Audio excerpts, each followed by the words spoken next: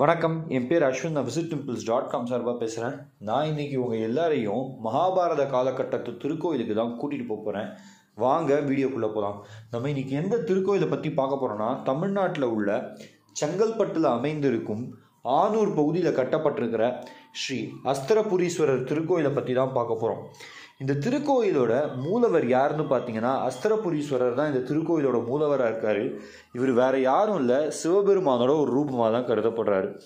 இந்த திருக்கோயிலில் சுந்தரவள்ளி சமேதரா அஸ்திரபுரீஸ்வரர் பக்தர்களுக்கு காட்சியளிக்கிறார்.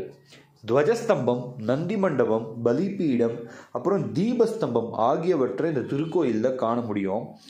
மகாபாரதத்தோட அர்ஜுனன் இந்த திருக்கோயிலுக்கு வந்து தவம் புரிஞ்சு சிவபெருமானோ கிட்ட இருந்து பாசுபதாஸ்திரம் பெற்றதா ஐதீகம் நிலவிக்கிட்டு இருக்கு.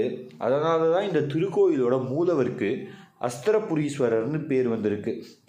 இந்த திருக்கோயிலானது பல்லவ மன்னர்கள், சோழ மன்னர்கள் மற்றும் விஜயநகரத்தை சார்ந்த மன்னர்களால் அரும்பாடுபட்டு டெவலப் பண்ணப்பட்ட திருக்கோயிலாகவும் இன்ஸ்கிரிப்ஷன் மூலமாக தெரிய வருது.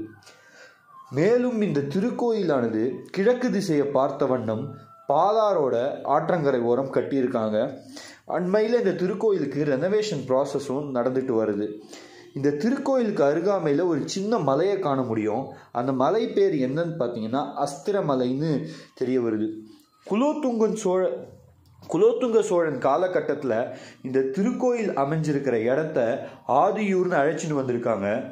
அப்பொழுது இந்த திருக்கோயிலுக்கு சக்தி உலகெங்கும் தெரிஞ்சதுனால பல தூரத்துலேருந்து இந்த திருக்கோயிலுக்கு பக்தர்கள் வந்து அஸ்திரபுரீஸ்வரர் வழிபட்டு போனதாகவும் இன்ஸ்கிரிப்ஷனில் எழுதப்பட்டிருக்கு.